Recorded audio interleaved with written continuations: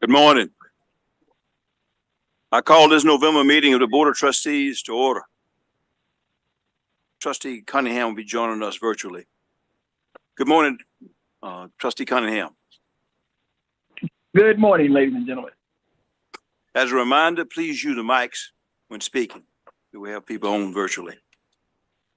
Trustee Cunningham will provide the invocation today. Thank you, Trustee McNair. In my stead, I would ask that the Deputy Commissioner, Marcus Thompson, if you would, please offer the convocation this morning. Thank you, Dr. Cunningham. Let us pray. Faithful and loving God, as we begin to wind down this semester and approach the end of another calendar year, we're reminded that you lead us through all of life's transitions, those we expect and those that take us by surprise, the changes we welcome and the ones we resist with all our might. We look to you for hope and courage, and we trust you, Lord, that you would be with us. And we trust that you are in the midst of all that we do, drawing us close and holding us up. And as we enter the season of Thanksgiving, we are reminded that every day is a day of Thanksgiving because of your goodness, your grace, and your mercy. Bless our students as they prepare for finals and some for graduation. Give them discipline to manage their time, marshal their energy, and maximize their cognition. Bless our faculty as they prepare to administer and grade final exams. Give them the stamina and the patience to see our students through one more semester. And bless our staff and administration with the strength and judgment to end the year at all 8 of our institutions on a positive note, giving them all with the wisdom and understanding to close 2023 successfully. Bless our IHL board and board staff as we continue to strive to be the eyes toward the future for our public university family. And Lord, endow us with divine foresight and help us to see solutions before problems arise. Fill us with love that you have for each of us, the love that you have for each president, faculty, staff person, administrator, and student. And may we make every decision and take every action cognizant of their welfare. Inspire us all beyond our current capacity to creativity and innovation, service and collaboration. And we pray that you would bring us to a place of doing new things in and through us that foster abundant life for everyone. Help us to make choices that protect the most vulnerable among us, and grant us patience with one another when stress and fear are expressed in hurtful ways. Give every member of our system your divine perspective that allows for grace, humility, and compassion. And may our collective search for knowledge and purpose bear fruit in the shaping of a Mississippi that better reflects your loving kindness. Cover us with your wings of protection. Calm us with your peace that surpasses all understanding. And cultivate us in all we do to be more and more like you. It is with gratitude that we pray. We say amen. Thank you, Trustee Cunningham and Pastor Thompson. Amen. I would like to welcome our Student Government Association presidents. Will you please stand up and use the mics, the wall, and give the name of your institution and your name. Greetings, everyone. I am Jordan Book, Alcorn State University, SGA president. Good morning, everyone. I'm Ellie Herndon, student body president at Mississippi State University. Good morning, everybody. My name is Jason Johnson. I currently serve as Jackson State's Student Government Association president. Thank you all for joining us this morning, our last meeting of the year. Has everyone reviewed the 3 sets of minutes, the one from September the 28th, October the 10th, and October the 16th? And is there a motion for approval of the minutes? A second? All in favor, aye. Trustee Cunningham, Aye. motion carries. Next is the consent agendas. Are there any items that need to be removed to the regular agenda from the consent agenda? Is there a motion to approve the consent agenda? Second? All in favor, aye. Opposed, nay. Trustee Cunningham? Aye. Next, we turn to the academic affairs. Trustee Parker, will you present the academic affairs agenda, please? Academic Affairs has 4 items on the regular agenda. Dr. Kate Presswood will present these recommendations for the board's consideration. Thank you, Trustee Parker. Academic productivity reviews are triggered when cumulative graduates over the past 3 academic years for a single degree program are less than 18 for baccalaureate level degrees, less than 12 for master level degrees, and less than 5 for specialist and doctorate level degrees. 33 academic programs were evaluated to assess need, potential to grow in enrollment, productivity potential, and unnecessary duplication. Based on proposals prepared by each institution and subsequent review by the Office of Academic and Student Affairs, the following recommendations are presented for board approval. 3 academic programs are recommended to continue with stipulation.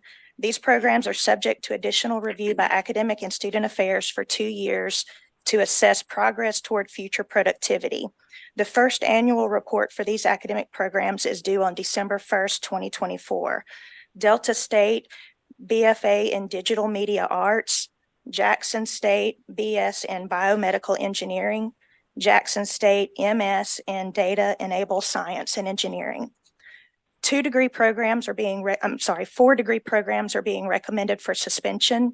This program will be deleted in October 26 if the university does not make a recommendation prior to that date to delete or remove from suspension.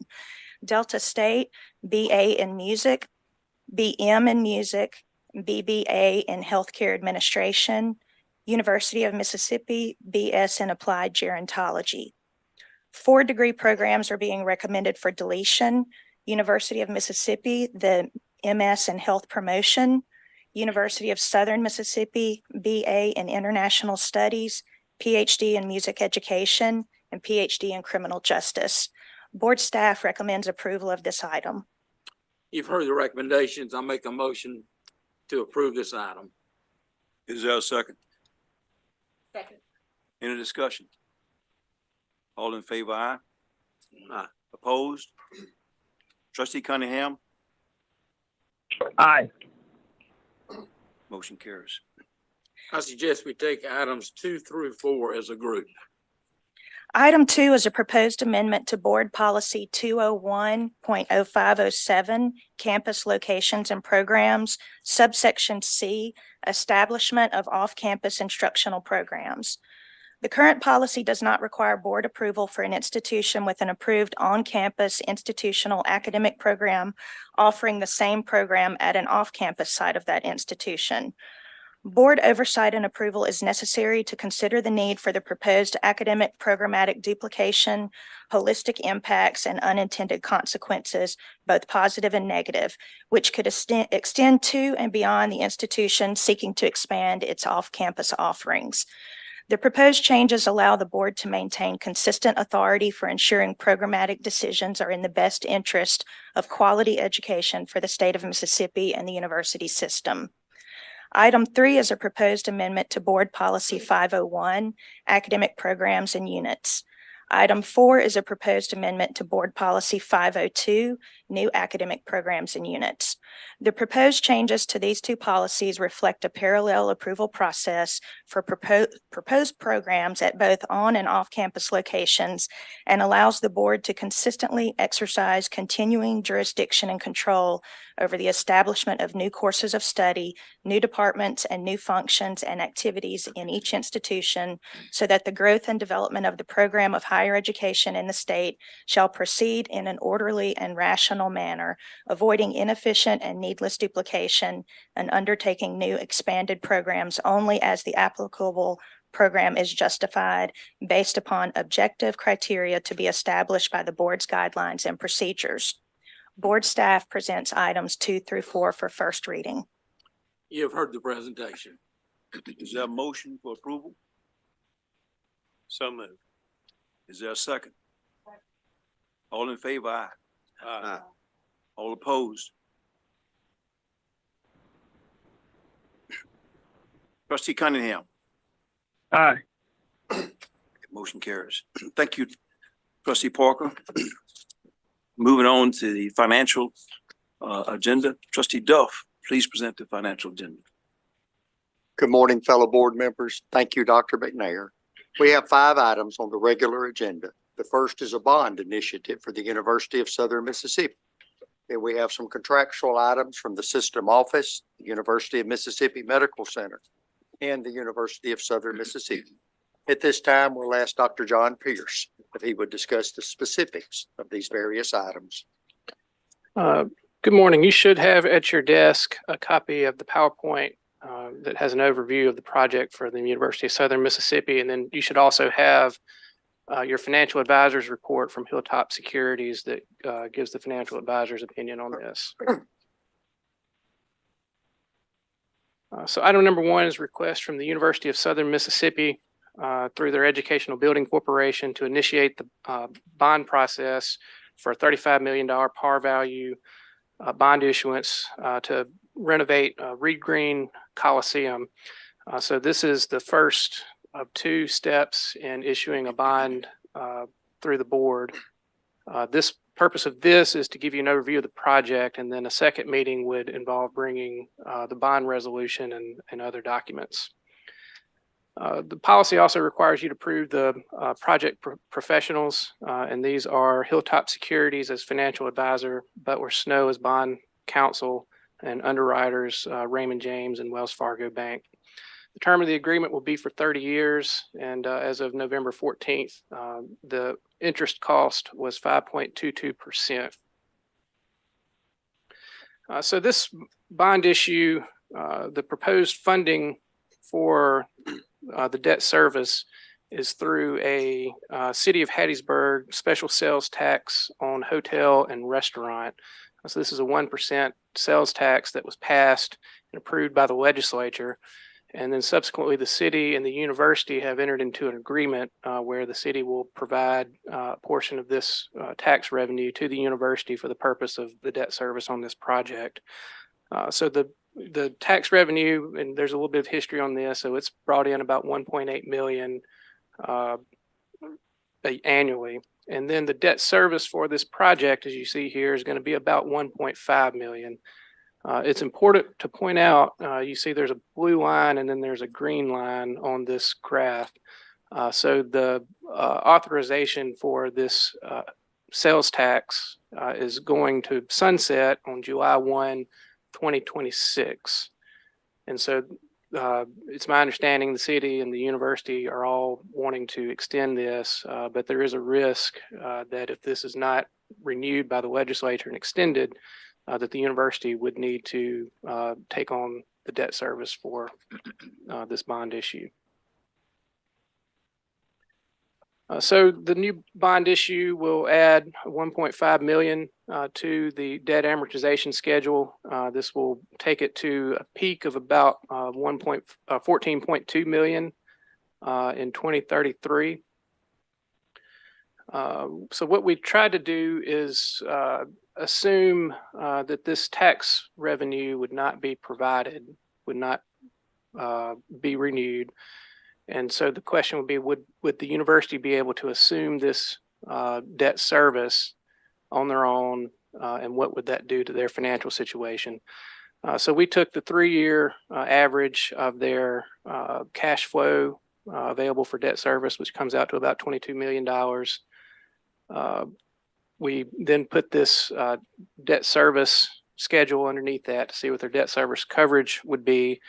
Going into 2025, the university would be at about 1.9. And so we look for a minimum typically of 1.5 for an institution.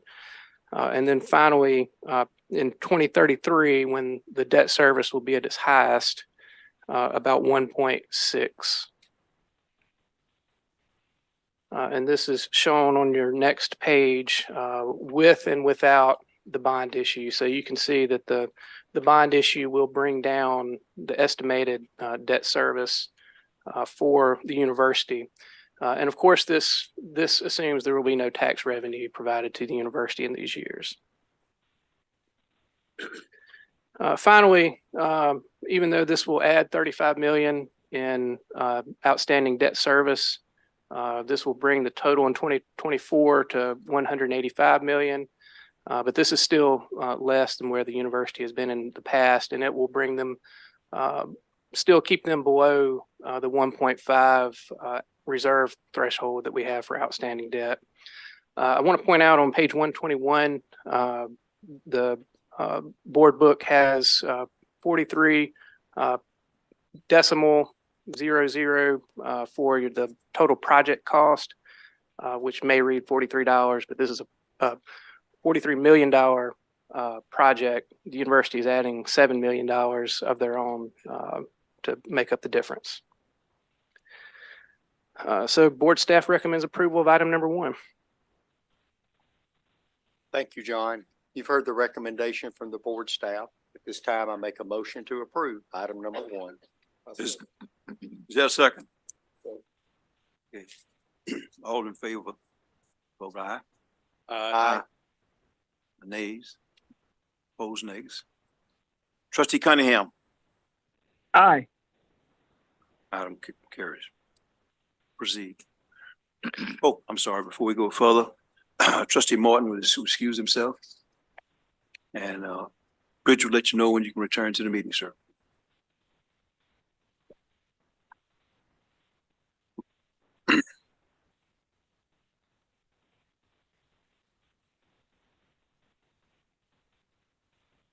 Dr. Pierce, you can proceed. Item number 2 is a request from the system office to enter into a workers' compensation excess insurance policy with Safety National Casualty Company. The broker will be Arthur J. Gallagher. This policy will insure against losses in excess of $1 million, and it includes employer's liability coverage with a limit of $1 million. The insurance rate is decreasing by 1% this year.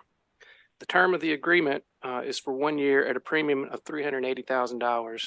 The system office advertised this in the Clarion Ledger and sent notices to brokers who had previously expressed interest in this policy. 2 quotes were received. Safety National and Arthur Gallagher were determined to have the lowest and best quote. Legal staff has reviewed this agreement and finds it to be acceptable within applicable law, and board staff recommends approval of item number 2. Thank you, John. You've heard this recommendation. I make a motion to approve item number 2. Is there a second? All in favor? Aye. Opposed? Nay. Trustee Cunningham? Aye.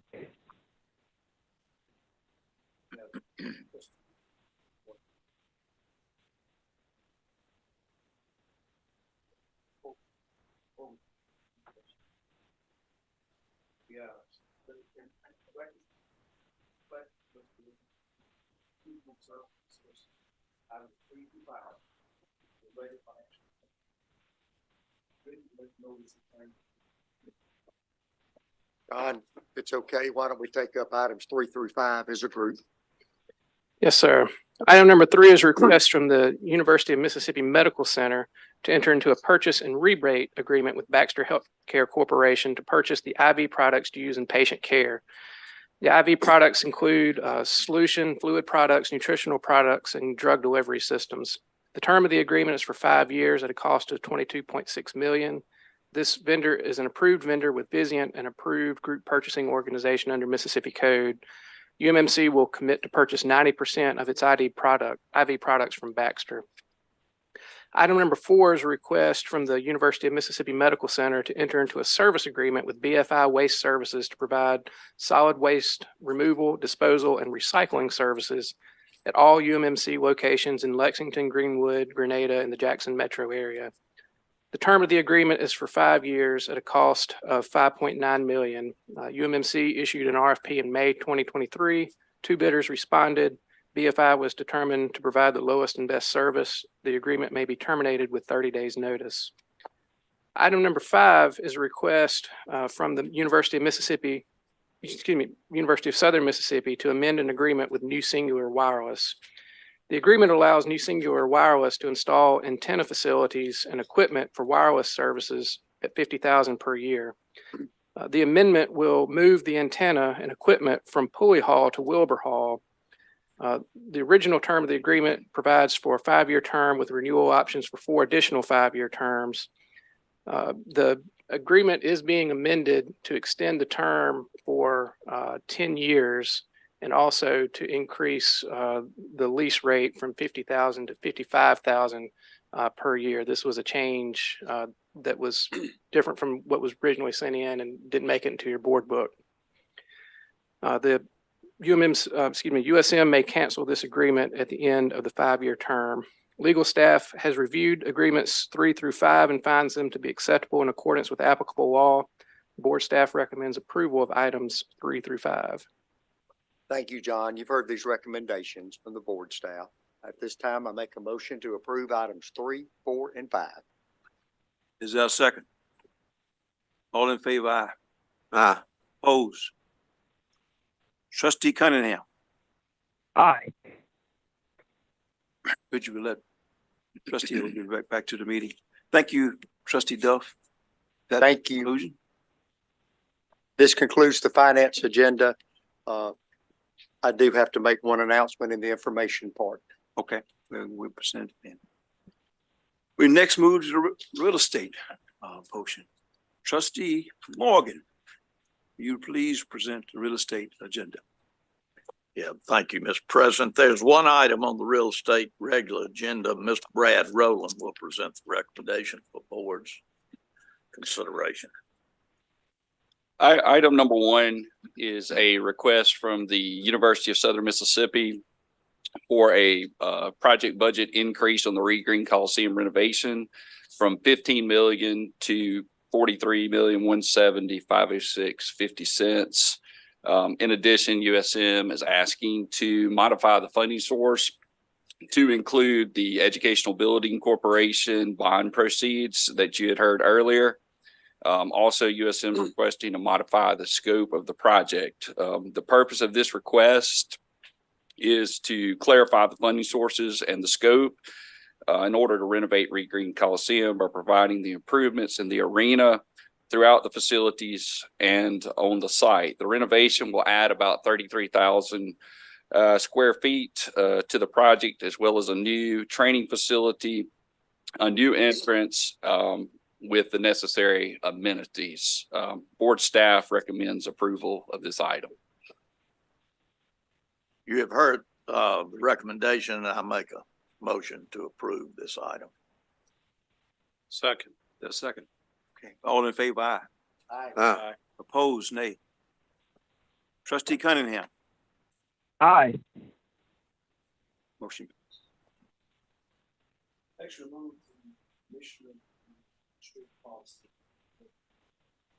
Thank you, President McNair.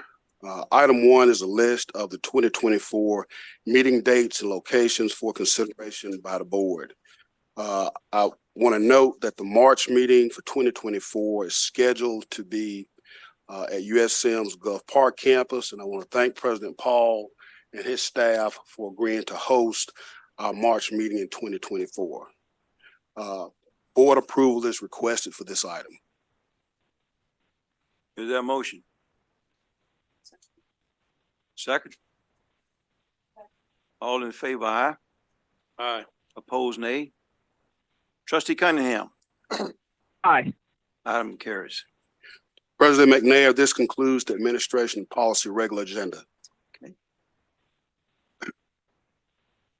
The next we move to the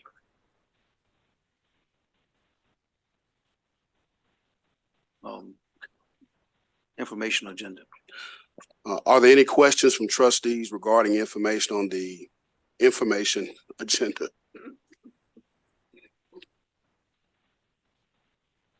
Thank you, President McNair. At this point, Mr. Duff, you want to discuss a few words about the errors? Thank you, Dr. McNair. Each of you at your desk have the information of the Ayers investment report, which summarizes the endowments most recent year.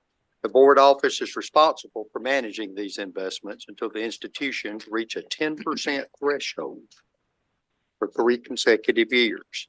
Alcorn and Jackson State have met this threshold. They've met the requirements and the funds have been turned over to these institutions.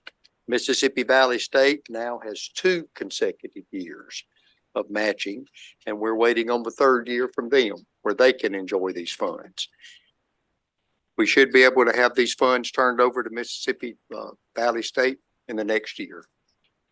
Are there any questions about this report?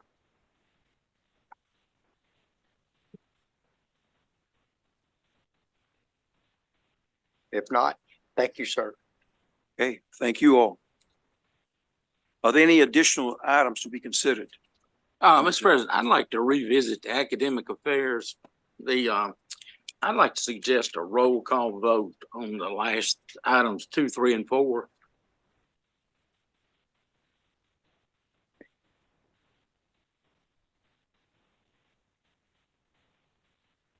Mr. President, I don't want to be too technical, but I think we've voted. I think the proper motion would be to reconsider, and that may take a 2/3 majority.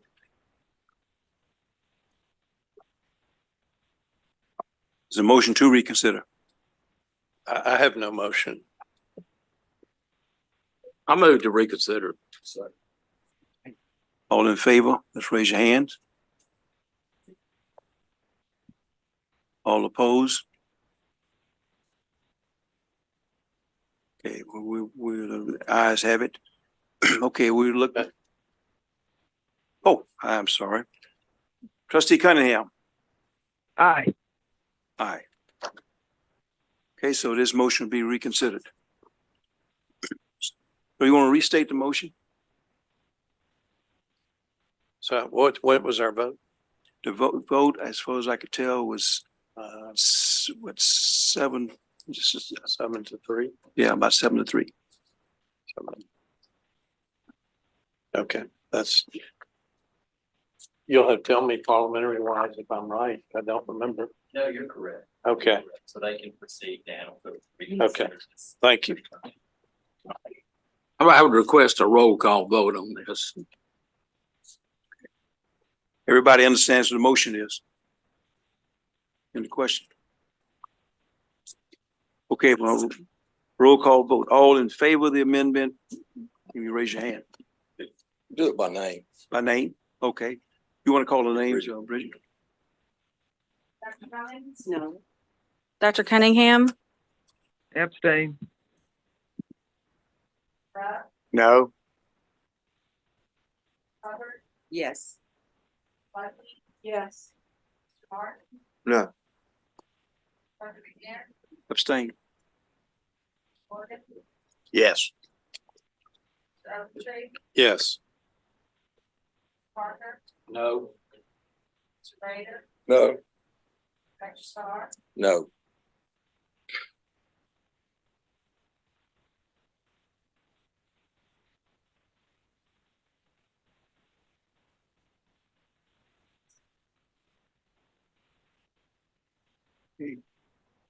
Motion passes.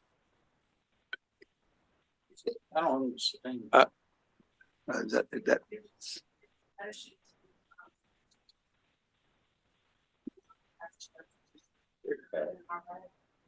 No, it was a motion in favor of passing. Yes, because that motion fails. Is that correct? That's what I felt. Was to approve first reading of the policy. That's what they voted on. That motion failed.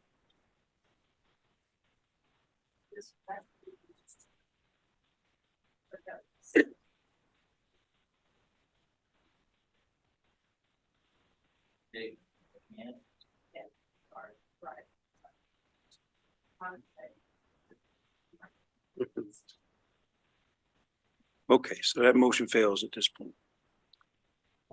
Comments? Yes, Dr. McNair, thank you very much. It's important for me to make a few comments as to the decision of the board on these proposals. I thought we were going one way, but it's apparent we went another, which I understand. First, I appreciate the work of the staff in working on the proposals. They spent a lot of time after I brought concepts to them, investigated them thoroughly, brought forward what they thought was appropriate, including procedures that would help implement those. Secondly, I appreciate the fact that all of the IEOs provided comments and that the chief administrative officers of the provost did and attended a session where we discussed this openly. This has gone back and forth since April, and there's been a lot of work done on it, and I appreciate the comments. I will note that all of the comments were in fact incorporated into the proposal or into the procedures. So with the last information that went out to the IEOs, there was no opposition expressed from the IEOs or the chief administrative officers. To my fellow trustees, I appreciate the time each of you spent in talking with me and in meeting with me. I know you have diligently considered this, and we have a difference of opinion on it.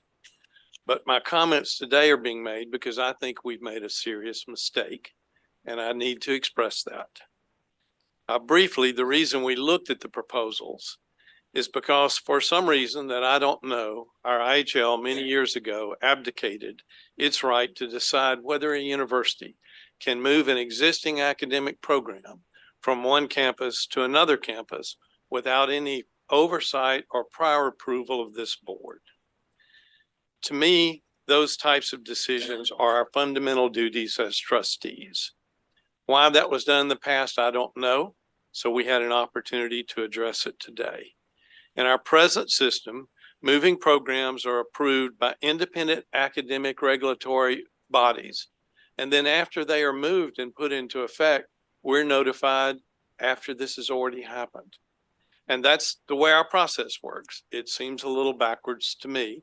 Not that the academic part shouldn't come first, but that the board should have a decision on whether those are appropriate or not. As we face a decline in traditional students entering into our higher education systems, it becomes more important that we not have duplicative programs, and we look very carefully at the location in which all programs are offered. We have a constitutional duty to see that all 8 of our institutions thrive. We ignore that duty when we fail to adopt policies that will make sure that academic degree granting programs can be moved from one campus to another for the good of the system of the whole, the good of the proposing university, and not harmful to another university. Our constitutional charge does not allow us to sit idly by while free market economic factors play out, which means institutions that have more funds have a greater ability to make more changes than institutions with less funds.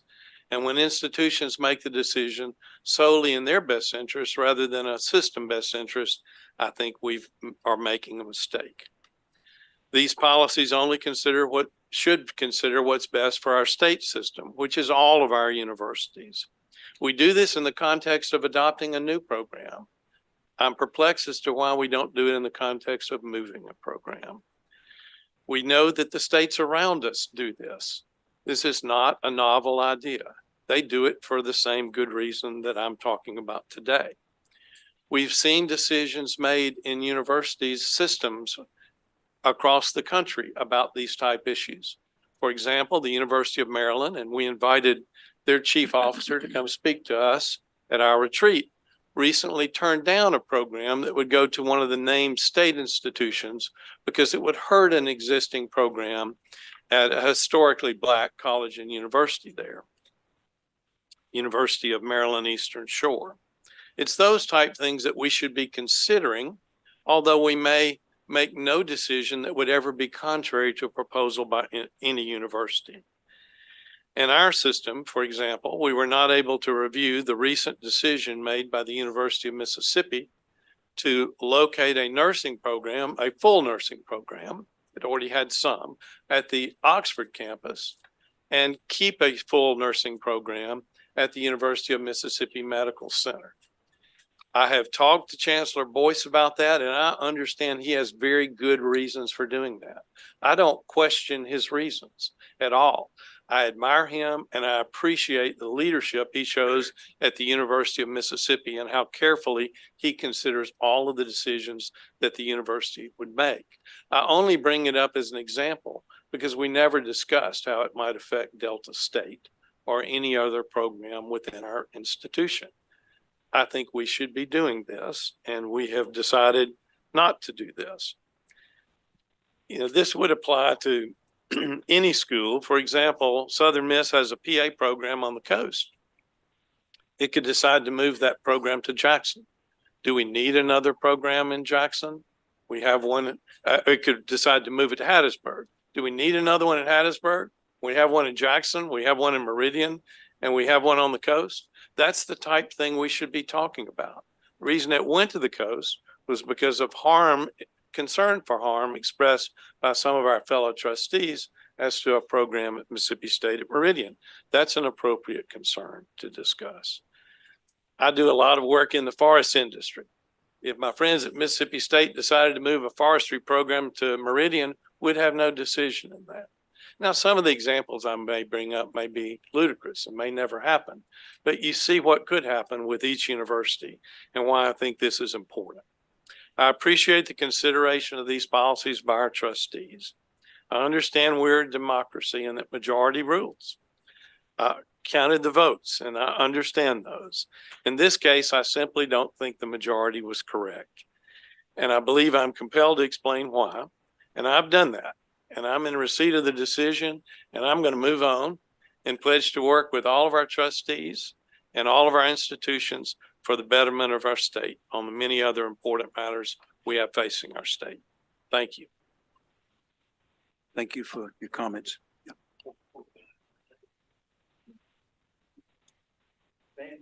Van, come forward.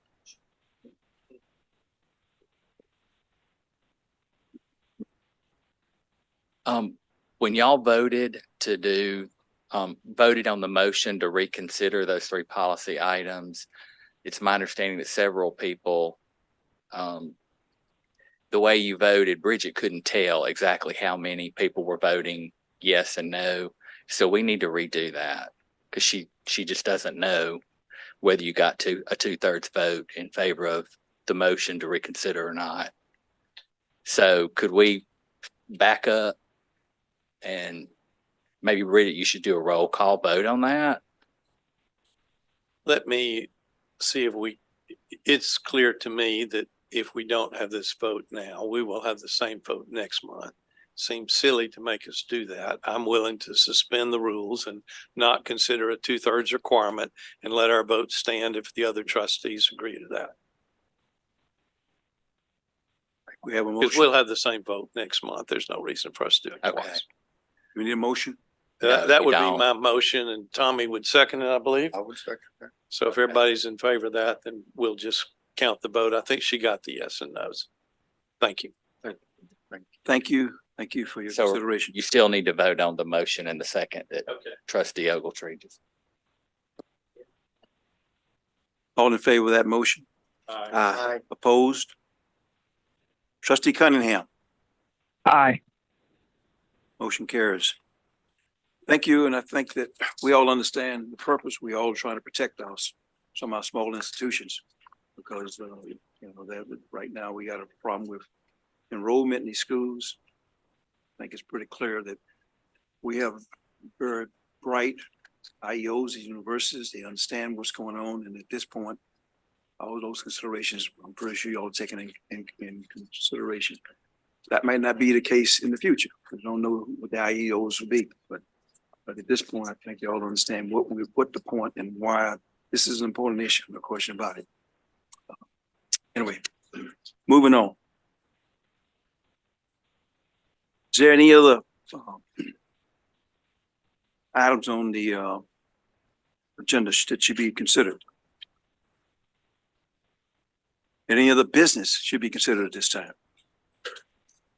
Our next meeting, scheduled meeting, will be January the 18th. 2024. Because we have such a large agenda coming up behind this, we will excuse our IEOs from information we love to hear. And we give you all until that meeting to give us an extensive report.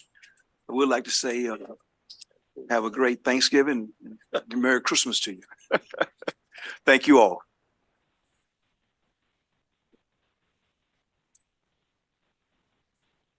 Good job. We need to go to executive session. As far as the trustees, is there a motion to close this meeting and determine the need for executive session? All in favor? Aye. Opposed? Trustee Cunningham? Aye. Okay.